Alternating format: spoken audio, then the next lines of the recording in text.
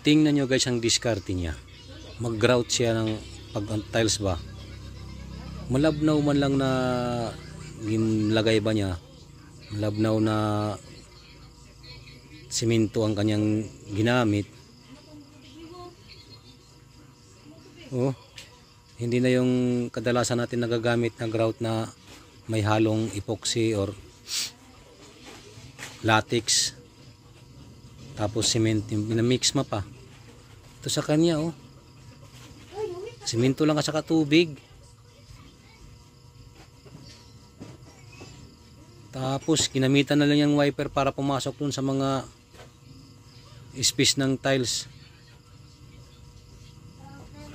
Madali nga taglaga, di madali, titigas agad yan. Ayan nga, tumigas nga agad. Kamusta kaya yun, nakapasok kaya yung iba nun? Sabagay kasi malagnaw yun, di ba? Pabor ba kayo guys sa diskarte na ganito? Mukhang maganda naman, di ba? Ayos naman ang ano niya. Kasi maliliit lang din ang ng tiles. Baga parang 0-0 man yun. So pagkatapos siya yung nalagyan lahat, ginamitan niya ng wiper. Nung natuyo, gumamit siya ng brush. Ang ginamit niya dito kay fishnet man yun, pukot kumbaga. Tapos pag matapos yan, babanlawan nila yan. Or hindi na siguro nila babanlawan. Kasi napanood natin yun, tubig yun eh, na may halong simento, yun yung pinangbanlaw niya. Pero ito wala na, hindi naman nabanlawan. Yun na yun ang kinalabasan niya. Mabilis nga naman yung diskarte nito. Bibihira lang ako nakakita ng ganito.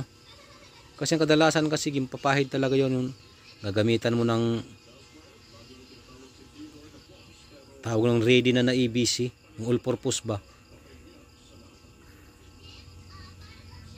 Kasi ang space nun malalaki naman.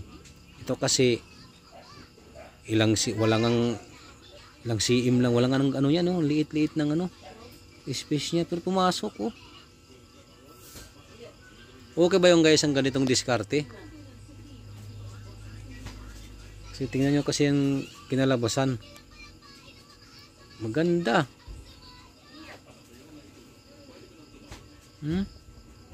Okay naman.